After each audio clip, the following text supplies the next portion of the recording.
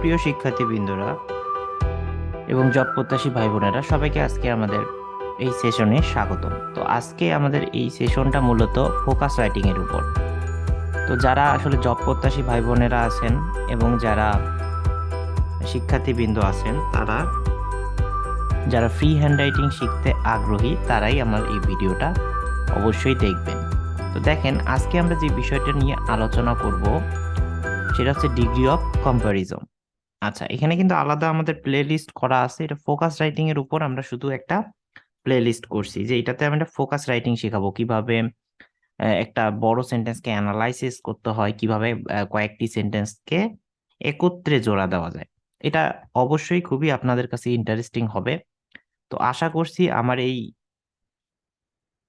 কাজটা আপনাদের অবশ্যই ভালো লাগবে। তো দেখেন, আজকে আমি যেটা পড়াবো সেটা হচ্ছে ডিগ্রি অফ কম্পারিজন। আচ্ছা, কম্পারিজন মানে হচ্ছে তুলনা করা, ঠিক আছে?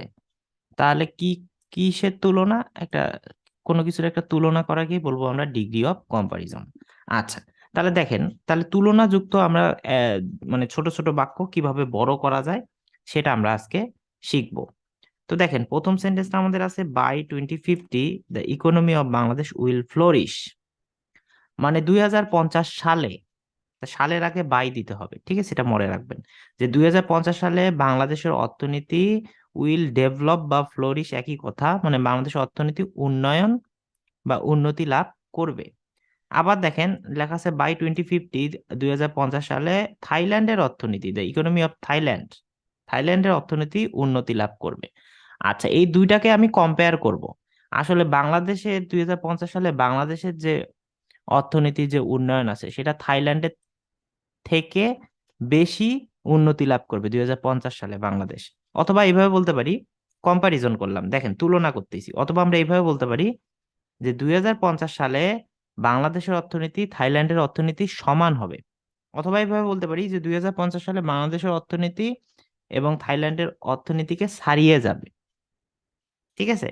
এই দুইটাকে যদি একসাথে করি আমরা এইভাবেও বলতে পারি যে 2050 সালে বাংলাদেশের অর্থনীতি থাইল্যান্ডের অর্থনীতির সমান হবে অথবা ছাড়িয়ে যাবে। তো এই সেন্টেন্স গুলো আসলে আমরা কিভাবে লিখবো, কোনো কিছু তুলনা করা, সেই সেন্টেন্স গুলো আজকে আমি বুঝাবো। তো দেখেন, এটা একদম ছোট সেন্টেন্স যে বাংলাদেশের অর্থনীতি উন্নয়ন লাভ করবে 2050 সালে। তারপরে এখানে লিখলাম যে থাইল্যান্ডের অর্থনীতি উন্নতি লাভ করবে 2050 সালে। এখন এই দুইটা সেন্টেন্সকে যদি আমি একত্রে করি তাহলে আমরা এইভাবে লিখতে পারি, দেখেন বাই 2050 2050 সালে এই যেটা লিখলাম, the economy of Bangladesh will flourish, the economy of Bangladesh will flourish. আচ্ছা, যেহেতু যদি সমান হয়, যেহেতু সমান করবে মানে বাংলাদেশের অর্থনীতি থাইল্যান্ডের অর্থনীতি সমান হবে 2050 সালে, তাহলে সমান হলে অ্যাস মাস অ্যাস, এটা ইকুয়াল অর্থে বোঝায় যে অ্যাস মাস অ্যাস মানে সমান হবে। কার সমান হবে? এই যে বাই 2050, এই যে by 2050 the economy of Thailand will flourish, ঠিক আছে? তার মানে 2050 সালে বাংলাদেশের অর্থনীতি থাইল্যান্ডের অর্থনীতি সমান হবে। জাস্ট এই দুইটা সেন্টেন্সকে আমি জোড়া দিছি। জোড়া দেওয়ার জন্য আমার অ্যাস মাস অ্যাস ইউজ করা লাগছে। কেন অ্যাস মাস ইউজ করা লাগছে? কারণ এটা ওটা সমান হবে ইউজ করলে আমরা অ্যাস মাস অ্যাস বা অ্যাস ফার অ্যাস এগুলো শব্দ আমরা ইউজ করতে পারি। আপাতত বোঝেন যে আপনারা কি অ্যাস মাস অ্যাস এই শব্দটা ইউজ করতে পারবেন। কেন ইউজ করতে পারবেন? যেহেতু সমান হবে, ইকুয়াল সেন্টেন্সে বুঝাইছে, যে ইকুয়াল লিখে দিছি। তাহলে এটা এভাবে লিখতে পারেন। আচ্ছা, এখন যদি বলি যে বাংলাদেশের অর্থনীতি থাইল্যান্ডের অর্থনীতিকে ছাড়িয়ে যাবে 2050 সালে, তাহলে যেটা ছাড়িয়ে যাবে সেটাকে আপনি আগে লেখেন যে by 2050 the economy of Bangladesh, বাংলাদেশের অর্থনীতি উইল ফ্লোরিশ, ঠিক আছে? মোর দেন মানে ছাড়িয়ে যাবে। কার থেকে ছাড়িয়ে যাবে? ওই যে ছাড়িয়ে যাবে জন্য আমি মোর দেন শব্দটা ইউজ করছি। কার থেকে? By 2050 the economy of Thailand, ঠিক আছে? By 2050 the economy of Thailand will flourish. এটা আনইকুয়াল মানে বাংলাদেশ 2050 সালে বাংলাদেশের অর্থনীতিটা ছাড়িয়ে যাবে। কাকে ছাড়িয়ে যাবে? 2050 সালে থাইল্যান্ডের অর্থনীতিকে ছাড়িয়ে যাবে, ঠিক আছে? আশা করি এই দুইটা সেন্টেন্স জাস্ট একত্রে কি করছেন, আপনি জোড়া দিছেন। তো জোড়া দেওয়ার ক্ষেত্রে আপনার মনে রাখতে হবে, যদি সমান হবে তাহলে এস মাস এস, আর যদি ছাড়িয়ে যায়, ঠিক আছে, একটা অর্থনীতি আরেকটা অর্থনীতি, তাহলে মোর দেন। আপনি এভাবে বলতে পারতেন যে by 2050 the economy of Thailand will flourish more than by 2050 the economy of Bangladesh will flourish. তাহলে হয়তো যে থাইল্যান্ডের অর্থনীতি বাংলাদেশের অর্থনীতিকে ছাড়িয়ে যাবে, ঠিক আছে? এইভাবে করতে পারেন। আচ্ছা, তাহলে দুইটা সেন্টেন্সকে জাস্ট ইজিলি জোড়া দিচ্ছেন কি দিয়ে? অ্যাস মাস অ্যাস অথবা মোর দেন। ইকুয়াল হইলে অ্যাজ মাস অ্যাজ, আর যদি বেশি হয় তাহলে মোর দেন, বা ছাড়িয়ে যায় তাহলে মোর দেন। আচ্ছা, এখন দেখেন, এখন এই দুইটা সেন্টেন্সকে আমরা এখন কিভাবে একটা ইন্টারন্যাশনাল ওয়েতে লেখা যায় আমরা সেটা এখন বুঝবো। আমরা কিন্তু এটা জেনারেলি লিখলাম এই দুইটা সেন্টেন্স। ইকুয়ালের ক্ষেত্রে জাস্ট অ্যাজ মাস অ্যাজ দিয়ে যুক্ত করছি এই দুইটা সেন্টেন্সকে, আর মোর দেনের ক্ষেত্রে জাস্ট এই এই দুইটা সেন্টেন্সকে মোর দেন দিয়ে যুক্ত করছি। ঠিক আছে? তো দেখেন আমরা এখন ইন্টারন্যাশনাল ওয়েতে লিখবো, আমরা এখন ফোকাস রাইটিংটা শিখবো। তাহলে দেখেন এখানে কিন্তু এই সেন্টেন্সের মধ্যে আমি প্রথম সেন্টেন্সটা আনি, প্রথম সেন্টেন্সের মধ্যে দেখেন একই জিনিস আছে, এই যে বাই 2050 একই জিনিস আছে, মানে 2050 সালে। তো একবার তো লেখছেন বাই 2050, তাহলে এটা লেখার দরকার নেই, এটা কেটে দেবে। ঠিক আছে? তারপর দেখেন উইল ফ্লোরিশ, এই ফ্লোরিশ কিন্তু একবার লিখছি। ঠিক আছে, এই ফ্লোরিশ লেখছি, তা ফ্লোরিশটা আমি কেটে দিব, উইলটা থাক, ভার্বটা থাক। ঠিক আছে, যেহেতু ফ্লোরিশ একবার লেখাই আছে যে বাংলাদেশ অর্থনীতি উন্নতি লাভ করবে। ঠিক আছে, এই ফ্লোরিশটাই জন্য আমি এখানে কেটে দিলাম। তাহলে আমার সেন্টেন্সটা দাঁড়ালো by 2050 the economy of Bangladesh will flourish as much as. আচ্ছা, এবার যে উইলটা আছে, এই উইলটা আমি তো কেটে দিলাম, বাই 2050 যেহেতু একই আছে, এখানেও আছে বাই 2050, এখানেও আছে বাই 2050, ফ্লোরিশ এখানেও আছে সামনেও আছে ফ্লোরিশ, ওই জন্য কেটে দিলাম। আর এই উইল যেই ভার্বটা আছে সেই ভার্বটাকে আমি একটু মডিফাই করে এই ইকোনমি অফ থাইল্যান্ড মানে অ্যাস মাস অ্যাস এর পরে লিখতে পারি, তাহলে সেন্টেন্সটা আরো একটু, প্যাটার্নটা আরো একটু ভালো দেখায়। তাহলে by 2050 the economy of Bangladesh will flourish as much as, তারপরে লিখলাম will the economy of Thailand. ঠিক আছে, একদম স্ট্যান্ডার্ড একটা সেন্টেন্স হইলো। ঠিক আছে, এই উইলটা এই যেহেতু এই ভার্বটা আছে, এই ভার্বটা সামনে দেওয়ার কারণে সেন্টেন্সটা একদম স্ট্যান্ডার্ড লেভেলের হইলো। আচ্ছা, এরপরে সেম ভাবে আমি মোর দেন এর ক্ষেত্রে আমি সেম ভাবে করতে পারি। দেখেন তাহলে মোর দেন আমার এখানে আছে, এই বাই 2050 যেহেতু দুই জায়গায় আছে, এই দুই জায়গা থেকে আমি বাই 2050 কাটা দিলাম, ফ্লোরিস দুই জায়গা আছে, দুই জায়গা থেকে কাটা দিলাম। তাহলে আমার জিনিসটা এইভাবে দাঁড়ালো যে by 2050 the economy of Bangladesh will flourish more than the economy of Thailand. তাহলে এর অর্থটা কি দাঁড়ালো যে 2050 সালে বাংলাদেশের অর্থনীতি ছাড়িয়ে যাবে, কাকে ছাড়িয়ে যাবে? থাইল্যান্ডের অর্থনীতিকে ছাড়িয়ে যাবে। এই উইলটা সামনে দিলাম, তাহলে কি হলো, সেন্টেন্সের প্যাটার্নটা আমার একটু দেখতে সুন্দর হইলো, একদম স্ট্যান্ডার্ড মানের রাইটিং হইলো। আচ্ছা, এখন যদি আমি এই দুইটা সেন্টেন্সকে একত্রিত করি, আমি যদি এইভাবে বলি, প্রথমে যেভাবে বলছিলাম যে 2050 সালে বাংলাদেশের অর্থনীতি থাইল্যান্ডের অর্থনীতি সমান হবে অথবা ছাড়িয়ে যাবে। কে ছাড়িয়ে যাবে? বাংলাদেশের অর্থনীতি। তাহলে আমি দুইটাকে একত্রে লিখলে জাস্ট এখানে কি as much as or more than, দেখেন তাহলে কি হবে, বাই 2050 আগের মতো the economy of Bangladesh will flourish as much as মানে সমান হবে, অর মোর দেন মানে ছাড়িয়ে যাবে, তারপরে ওই আগের মতো will the economy of Thailand. আশা করি বুঝতে পারছেন, এই দুইটা সেন্টেন্সকে আমি একত্রিত করলাম, সমান হবে অথবা ছাড়িয়ে যাবে, তাহলে as much as or more than.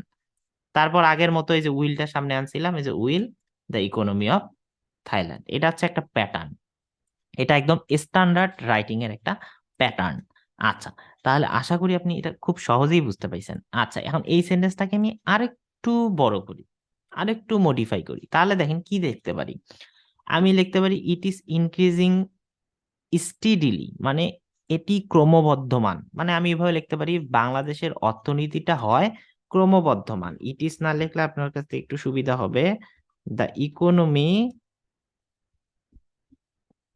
The economy of Bangladesh. ঠিক আছে, দ্য ইকোনমি অফ বাংলাদেশ, এটা হবে ইকোনমি, হ্যাঁ, the economy of Bangladesh is increasing steadily, মানে বাংলাদেশের অর্থনীতিটা ক্রমবর্ধমান। ইনক্রিজিং মানে হচ্ছে একদম যেটা বাড়বে, আর ইজ ইনক্রিজিং স্টিডিলি মানে এটা একটা ফ্রেজ হিসাবে আপনি মনে রাখবেন যে এটা ক্রমবর্ধমান। তাহলে বাংলাদেশের অর্থনীতিটা হয় ক্রমবর্ধমান। তাহলে কে ক্রমবর্ধমান? বাংলাদেশ অর্থনীতিটা ক্রমবর্ধমান। তাহলে বাংলাদেশ অর্থনীতিকে আমি আরেকটু মডিফাই করলাম, তাহলে আমার এটা অ্যাডজেক্টিভ ক্লোজ না? কিভাবে অ্যাডজেক্টিভ ক্লোজ হলো? এই যে বাংলাদেশ অর্থনীতিটা কি ক্রমবর্ধমান, তাহলে এই অ্যাডজেক্টিভ ক্লোজ হিসাবে আমি দা ইকোনমি অফ বাংলাদেশ এর পরে আমি এইটা লিখবো। তাহলে আমরা কিভাবে লিখতে পারি এটা আপনারা যারা আগের এডিটোরিয়ালটা দেখেননি তারা অবশ্যই আগের মানে ফোকাস রাইটিং এর 1 নম্বর পার্টটা দেখবেন, এটা অবশ্যই 2 নম্বর পার্ট, এর আগের পার্টে এটা আমি একটু বিস্তারিত ভাবে বলছি। এবং যারা আমাদের নিয়মিত ডেইলি স্টার এডিটোরিয়াল সিরিজটা দেখেন তারা এটা আরো ভালোভাবে বুঝতে পারবেন, এটা কিন্তু একটা অ্যাডজেক্টিভ ক্লজ হিসেবে আমরা ইউজ করতে পারি। তাহলে আমরা কি লিখতে পারি দেখেন, the economy of Bangladesh is increasingly steadily, তাহলে বাংলাদেশের ইকোনমিটাকে, মানে বাংলাদেশের ইকোনমি, বাংলাদেশের অর্থনীতিটা ক্রমবর্ধমান, মানে বাংলাদেশের অর্থনীতি ক্রমশ এটা কি বাড়ছে। তাহলে এটা কাকে মিন করছে, এই বাংলাদেশের অর্থনীতিটাকে। তাহলে এইভাবে লিখলাম by 2050 the economy of Bangladesh, এই পর্যন্ত লিখলাম। তারপর লিখলাম হুইজ বা দ্যাট, যে কোনো একটা ইউজ করতে পারেন, যেহেতু এটা অবজেক্টকে বুঝাইছি। ইকোনমি মানে অর্থনীতি, এটা তো কোনো ব্যক্তি বস্তু না, ওই জন্য হুইজ বা দ্যাট। বস্তু হইলে আপনি হুইজ বা দ্যাট ইউজ করতে পারেন। তাহলে হুইজ বা দ্যাট ইজ ইনক্রিজিং স্টেডিলি, মানে যেটা ক্রমবর্ধমান। তারপরে যা আছে তাই, যে will flourish as much as, just আমি এইখানে দ্যাট বা হুইচ ইজ ইনক্রিজিং স্টেডিলি, তার মানে কি, যেটা ক্রমবর্ধমান। কোনটা ক্রমবর্ধমান, এই যে হুইজ বা দ্যাট দিলাম কেন, এই বাংলাদেশের অর্থনীতিটা ক্রমবর্ধমান, এই জন্য এর প্রেক্ষিতে হুইজ বা দ্যাট দিলাম। এবং আপনারা অনেকেই জানেন, সবাই জানেন যে হুইজ বা দ্যাট ইজ এই পর্যন্ত আমার না লিখলেও হয়। এরপরে আমি বাক্যটাকে আরেকটু মডিফাই করব, দেখেন কিভাবে মডিফাই করব। এই হুইজ বা দ্যাটটা আমি কি লিখবো না, তাহলে হুইজ বা দ্যাট ইজ কাটা দিলাম। ও এই যে পরে এখানে লিখছি হুইজ বা দ্যাট ইজ কাটা দিলাম। তা কাটা দেওয়ার পরে কি দাঁড়াইলো, তাহলে দাঁড়াইলো হুইজ বা দ্যাট, শুধু কাটা দিলে হবে না, কাটা দিতেও পারেন। কাটা দেওয়ার পরে আমি এই যে দ্যাট আছে, এই দ্যাটটাকে আমি একটু সামনে নিলে সেন্টেন্সটা আরো একটু স্ট্যান্ডার্ড হয়। তাহলে কি হবে, that by 2050 the economy of Bangladesh increasing steadily will flourish as much as or more than will the economy of Thailand. দেখেন এই সেন্টেন্সটা কতটা স্ট্যান্ডার্ড হইলো। আচ্ছা, আশা করি বুঝতে পাইছেন। তাহলে পুরা সেন্টেন্সটা দাঁড়াইলো আমার কি, দেখেন পুরা সেন্টেন্সটা আমার এরকম দাঁড়াইলো,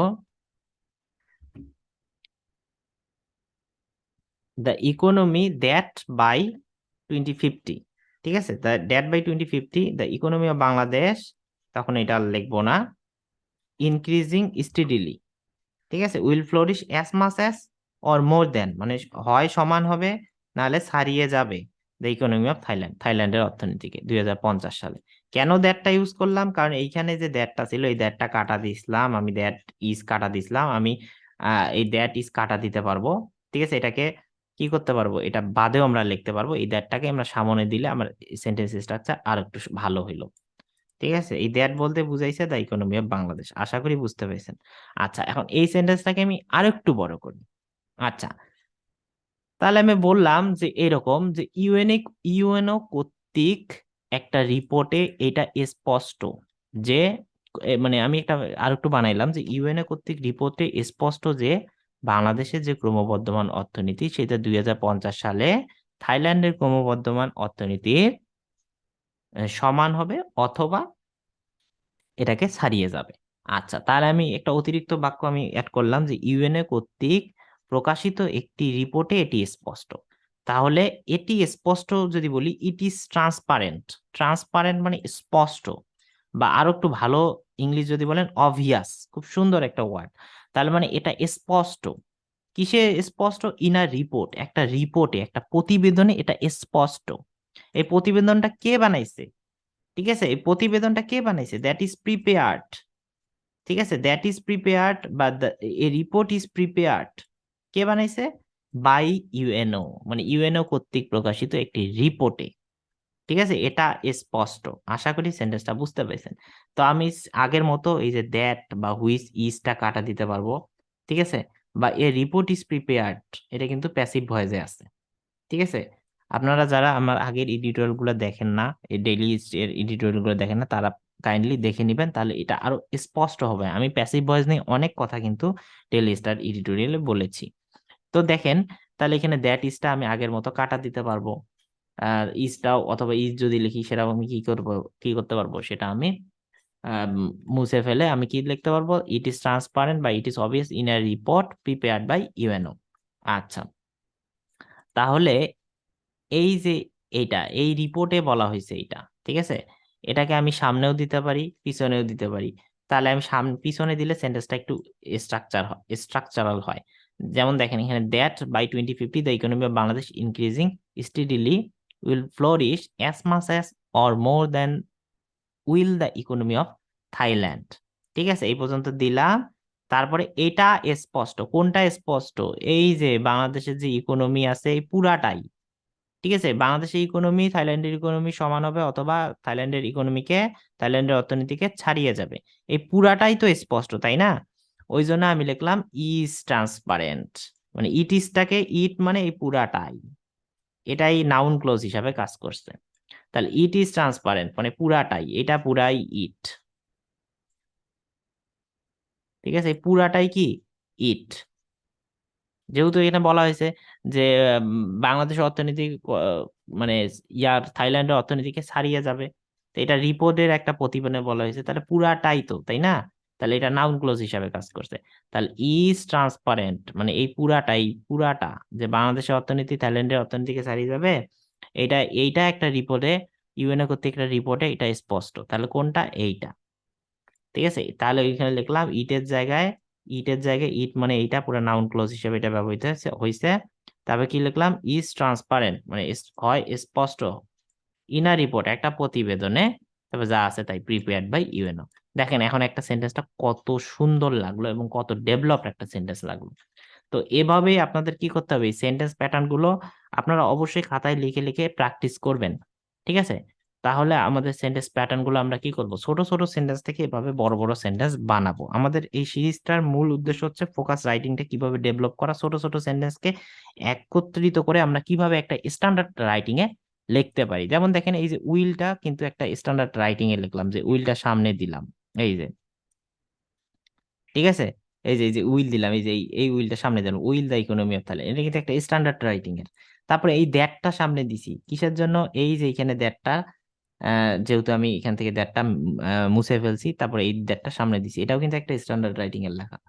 তো আশা করি আমাদের এই টিউটোরিয়াল গুলো আপনাদের ভালো লাগবে। আপনারা ভালো লাগলে অবশ্যই লাইক শেয়ার কমেন্ট করবেন, এবং এই ফোকাস রাইটিং এর এই টিউটোরিয়াল গুলো আপনারা সপ্তাহে, যেহেতু আপনারা রিকোয়েস্ট করেছেন, সপ্তাহে 2 দিন পাবেন, ঠিক আছে। তো সবাই ভালো থাকবেন, সুস্থ থাকবেন এবং আমাদের সাপোর্ট দিয়ে থাকবেন।